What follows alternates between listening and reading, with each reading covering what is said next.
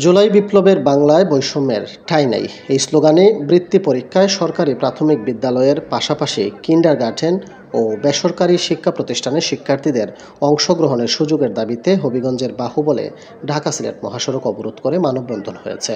মঙ্গলবার সকালে Bangladesh kindergarten association বাহুবল উপজেলা শাখার আয়োজনে মহাসড়কে এ মানববন্ধন অনুষ্ঠিত হয়।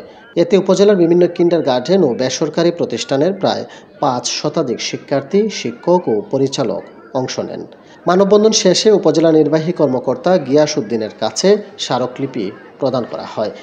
বাহুবল কিন্ডারগার্টেন অ্যাসোসিয়েশনের আহ্বায়ক সিদ্দিকুর রহমান মাসুমের সভাপতিত্বে ও সদস্য সচিব সালেহ আহমেদ আবিদের পরিচালনায় মানববন্ধনে বক্তব্য রাখেন হবিগঞ্জ কিন্ডারগার্টেন ঐক্য পরিষদের সদস্য সচিব Mizanur Rahman Chowdhury, Habiganj Matrichhaya KG and high স্কুলের প্রতিষ্ঠাতা বন্ধুমঙ্গল রায়, এম শামসুদ্দিন, অভিভাবক আব্দুর রাকিব, অভিভাবক মিয়া মোহাম্মদ সিজিল, এনামুল হক শিমাল, মণিশঙ্কর দেব, কামরুল ইসলাম,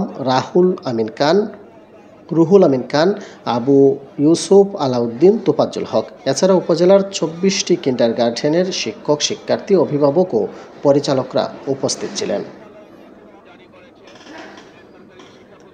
কিন্ডারগার্টেন অ্যাসোসিয়েশন বাহুবল উপজেলা শাখা কর্তৃক আয়োজিত আজকের এই মানববন্ধনে উপস্থিত বাহুবলের সকল কিন্ডারগার্টেনের ছাত্রছাত্রী, অভিভাবকবৃন্দ, শিক্ষকবৃন্দ, আপনারা জানেন কয়েকদিন পূর্বে বর্তমান সরকার প্রাথমিক বৃত্তি পরীক্ষা নিয়ে যে সিদ্ধান্ত দিয়েছে সেই সিদ্ধান্ত বাংলাদেশের সকল কিন্ডারগার্টেনের শিক্ষার্থীরা মেনে নিতে পারে নাই। কারণ ৫ই আগস্টের আগে যে বৈষম্য দূর করার জন্য ছাত্ররা জীবন দিয়েছে সেই বৈষম্য যদি আবার বাংলাদেশে ফিরে আসে, বাংলাদেশের অপর জনতা তা মেনে নেবে না। তাই আমি বলতে চাই অচিরেই সেই সিদ্ধান্তকে বিলুপ্ত করে আগামীতে কিন্ডারগার্টেনকে অন্তর্ভুক্ত করে প্রাথমিক বৃত্তি পরীক্ষা দিতে হবে। শিক্ষা প্রতিষ্ঠানের ছাত্রছাত্রীরা বৃত্তি দিতে পারবে না, তার তীব্র প্রতিবাদ আমরা জানাচ্ছি।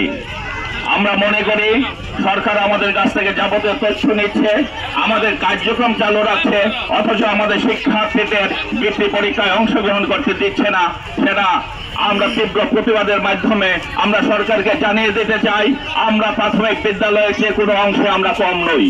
আমরা মনে করি যদি প্রাথমিক বিদ্যালয়ের ছাত্রছাত্রীরা এতই ভালো হতো, তারা বিনামূল্যে তাদেরকে পড়ায়, তাদেরকে যাবতীয় সুযোগ সুবিধা দিচ্ছে, শিক্ষকদেরকে যাবতীয় সুযোগ সুবিধা দিচ্ছে, অথচ আমাদের বিদ্যালয়ে ছাত্রছাত্রীর সংখ্যা প্রাথমিক বিদ্যালয়ের চেয়ে বেশি, আমরা পয়সা দিয়েও পড়াই। কিন্তু যদি তাদের শিক্ষা ব্যবস্থা এতই ভালো থাকতো তাহলে কিন্ডারগার্টেনের ছাত্রছাত্রী অভিভাবকরা দিত না।